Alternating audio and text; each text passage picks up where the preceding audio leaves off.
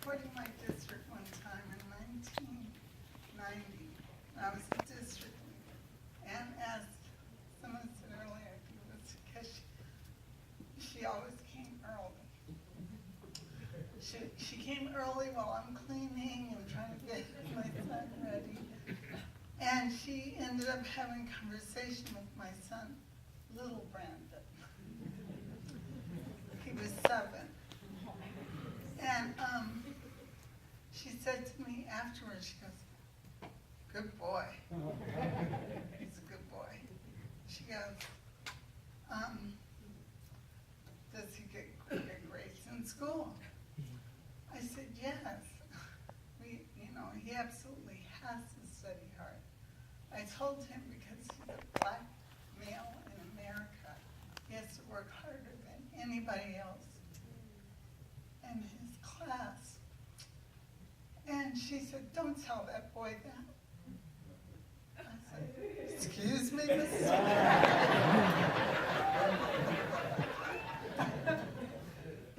And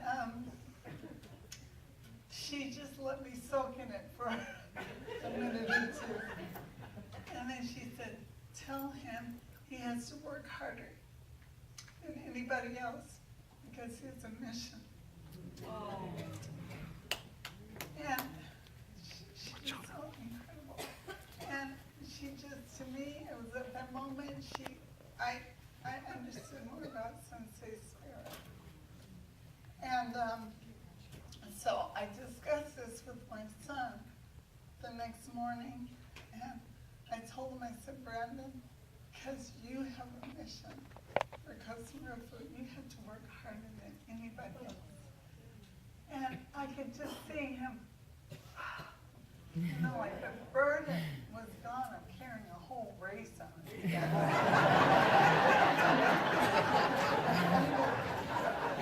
He felt he was so happy for that guy. And then he proceeded to do well in high school and learn academy and go to Princeton and get a master's and PhD from UC Berkeley. So every time he wins at studying, I thank Mrs. Winquist and my Daimoku, and 3 years ago I had a chance to thank her in person. And I'll never forget her. Thank you.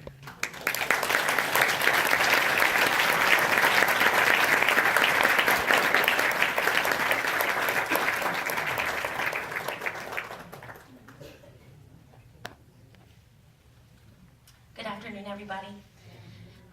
Like my cousin Alex said, Mrs. Winquist, I'm sorry. Mrs. Winquist not only practiced with us, but she was a part of our family. She welcomed us, and of course, we also welcomed her. I remember being about 12 years old when the practice was first introduced to me, and I was thinking to myself, who is this little older woman who's at my house? Because she was coming to visit my mom. And I just remember the first time meeting her, I'm sure I was, a preteen with an attitude and, going through that hormone phase that we've all gone through. And she would still, try to come over and talk to me and connect with me. And I remember her and Mr. Winquist coming to my house and helping me and trying my gohans on. And it's just the little things that they did to strengthen my practice. I remember when they asked me, "We want you to step up and become a YWD leader." And I remember going to the EBC with tears in my eyes and saying, "This is a lot of responsibility, I can't do this." And she looked at me and said, "You're gonna do this. This is going to happen. Accept this responsibility and do it." And I thank her because she saw something in me that I wasn't proud enough or strong enough to let shine. And she saw that in me. And even though at that time I was like, "Oh my God, this lady's so tough on me. She's forcing me. She's just like my mom. What is going on here?" I thank them for that, for seeing that in me. And I'm just honored to say that she's a part of my family, our family, and the last time I saw Mrs. Winquist, she was home and she was having a lot of pain, and my mom, who used to be a massage therapist, would go over and try to massage her and try to alleviate some of that pain. And all of you who know Mrs. Winquist, she's a giver, she's compassionate, she's always giving, giving, giving. And so those opportunities that we had to try to go and give to her and show her how much we cared for her really, really were touching. And that there was one night in particular where I actually got to go over, and she just kind of looked at me like, why are you here? You're young, you should be out there fighting for Kosarufu. And I kind of was like, I wanted to give you a hug. Nope, go, just go. And I was like, okay, I love you, Mrs. Winquist. I know this is you showing me love. And so, just, to end this, I just want to say thank you, Mrs. Winquist, for everything. Usually when we would see each other, we would both say thank you to each other. So this is me saying thank you. I know she's saying thank you to me as well.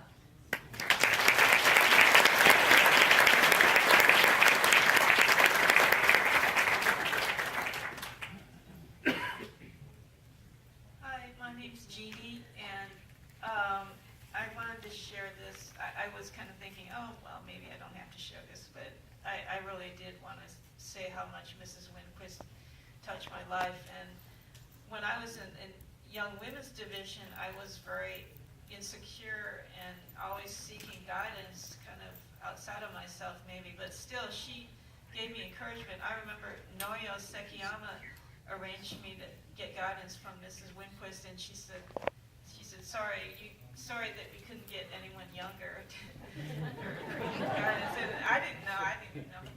I'd never even met her before at that time, but I was amazed by her. She was just sitting there, and it seemed like she really believed in me, and she said,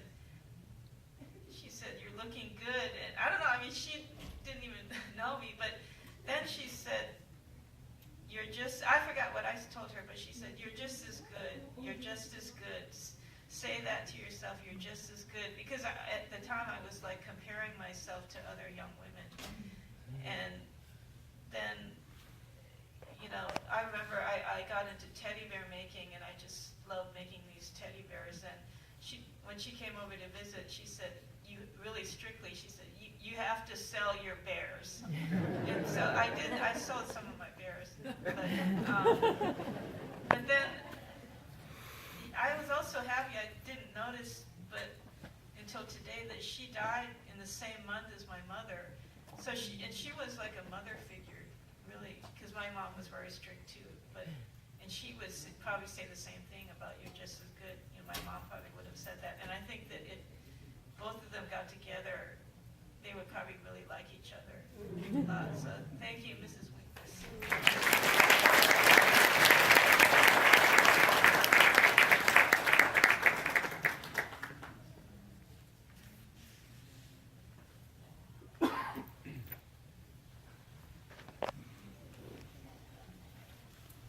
We just want to say one thing about our experience with Mrs. Winquist, and Mrs. Winquist that was so helped to change our entire family, and that was an experience in 1979. Our daughter was born, and Margaret was,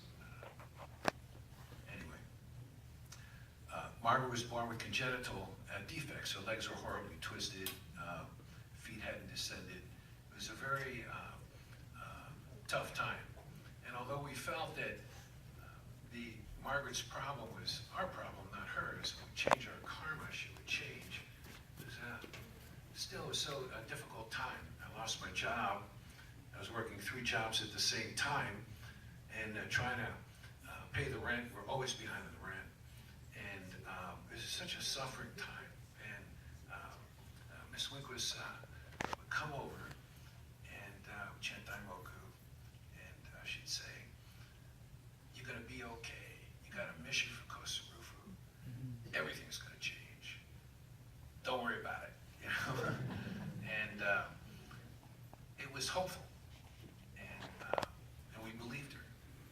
And it was someone to care about suffering people, as she did for us. It's a lesson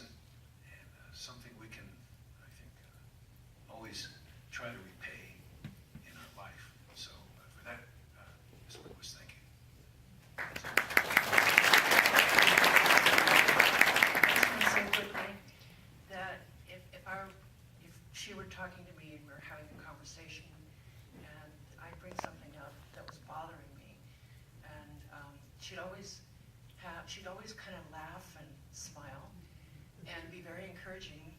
She was never strict with me, but she'd say things like, oh, come on, you can do it. You can do this. And, just be, because I guess she sensed my personality, and so she was able to always encourage me many times. And I just, she'll be missed.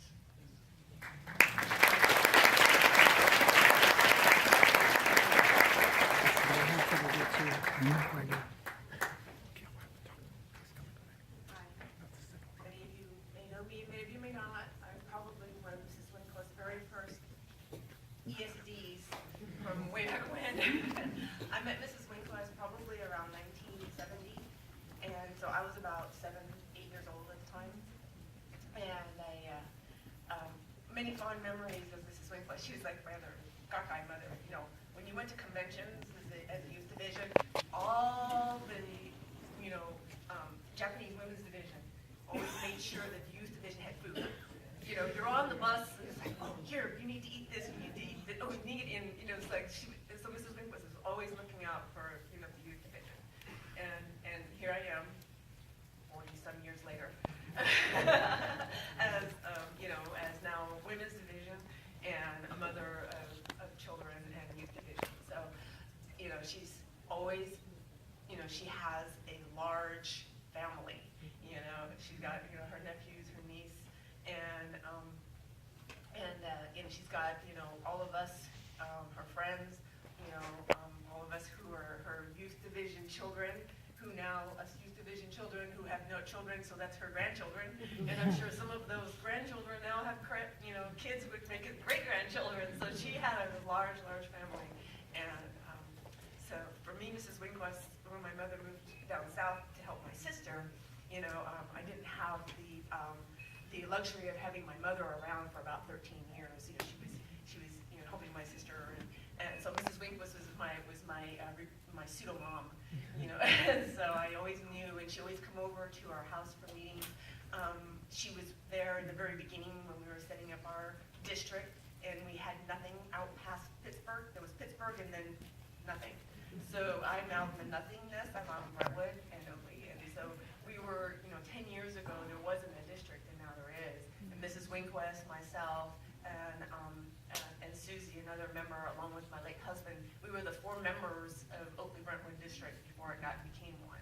And we were chanting together to form the district. So, Mrs. Winquist was there, and a pioneer again, spreading, Nichiren Buddhism and making the districts and the organization grow.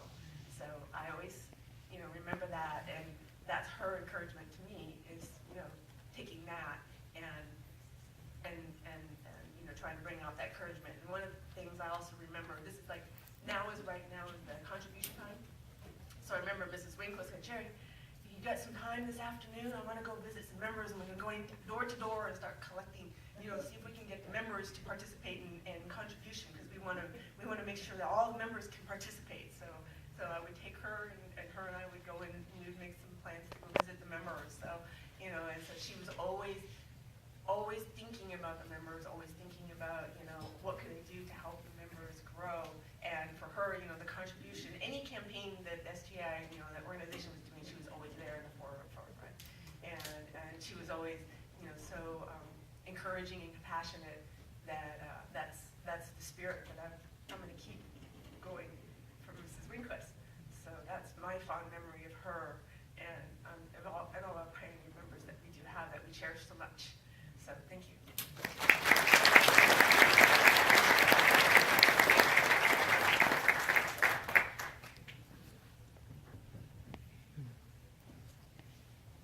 Hello. So I first met Ms. Winquist in Daly City when we had a center there back in 1910 sometime. I didn't know her, I didn't speak with her, but she was a magnet, and I watched her, and she was everywhere. And then I had the fortune many years later to move into Bay Point, into one of her districts. and I was very happy about that, and had that great fortune. One of the things is that I remember Roger and Mrs. Winquist and I used to visit this temple member, and he was an old Vietnam veteran, kind of rough and tough. Every other word was sort of nonverbal curse word, and she handled him so well. And he used to say, "Why are you visiting me?" He wasn't going to come back to the SGI or NSA as he used to call it. And I asked Ms. Winquist, "What can we do with this man?" And she said, "Be his friend." That's very powerful, very beautiful, because I took that and me and him became friends. Roger and I would go visit him quite often, and we almost have him back here. He stopped going to the temple, and he stopped doing gongyo. And Roger and I said, we're going to do gongyo with you. And even though Roger invited him here today, he didn't feel like coming. But in the meantime, the thing about me, I moved away from Bay Point. I moved out of the country, but I came back, and I remembered I was still connected. And I would drive 45 minutes. It would take me in the evenings to get to Mrs. Winquist's house. And when they came to me and asked me about leadership, how would I journey so far? Why would I journey so far? And I remember reading about Shakyamuni Buddha when he first left the palace. He was an ascetic. He searched everywhere there was a wise person. He would go to that wise person so he could learn. That's why I would drive 45 minutes to see Mrs. Winquist. As a wise person, I wanted to be around her. And I gained so much from her. And the last thing I want to say is what she would say right now to everybody here. Do shakabuku!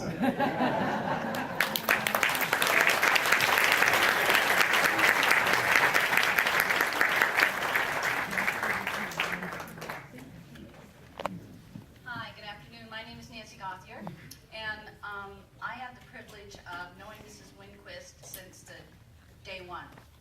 35 years ago, I joined in Oakland, and she was there.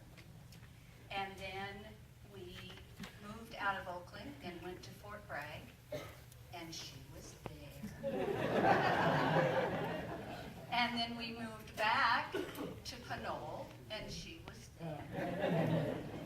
And then 23 years ago, we moved to Antioch, and she was there. So I am so privileged to have had her in my life all that time. She taught me a lot, as everyone else has said. 3 years ago, I had surgery, and she came to see me and brought me an orchid. It reminded me when I saw these orchids here today. And I just cringed. I am not good with orchids. So I said, this is going to die, and I'm going to feel really bad, and I'll have to tell her. Well, the next year, it got one bloom on it. And I was so proud. She came to the house for a meeting, and I went out and I said, "Look, it bloomed again." She said, "That's great." This year, it hasn't bloomed yet, but I have 8 shoots coming out on it. And I just feel like that is her way of saying, you know, see, you can do it. So I will always remember her for always having the strength and the sternness to keep us going, then, you know, so that we wouldn't fail. Thank you.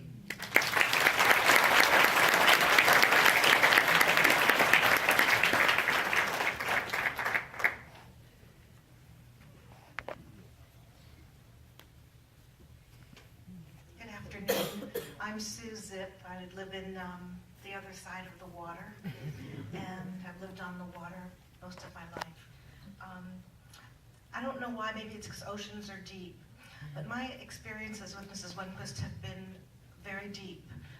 From the first moment, she and I spoke about death, because I come from a lot of experiences of death. The one that I remember is I was about 2 and my baby brother died. And since then, I have continually had many, many experiences with death. And Mrs. Winquist encouraged me beyond belief, because I can say her attention to detail was remarkable, that she would look into my eyes and know my heart. And she said, rather than grieve, I want you to master death. And I want you to study. I want you to become a master of study. Because you have a huge mission. Your mission is to help encourage every single person alive. Because every single person is going to die. And when they die, I want you to make sure that you have your heart so open that it is at peace to hold the infinite of the universes. And I thought, whoa, I'm suffering. And it was very hard to fathom that concept. And she said, you feel like your heart is breaking? I said, yes. And she says, every time your heart breaks, what happens is it opens it wider for more love to come in. And I will always remember how she gave me the courage to live well so that I could work to help others die well. I've just buried my mother most recently, and everybody else in my family and many friends. I started working in hospice 25 years ago because of this mission to move into the infinite, not just the life that we have in this form, but into all of the experiences of the existential. So my experience went very, very deep, and I felt very personal, but I wanted to share it, and I'm very honored to be here. Thank you.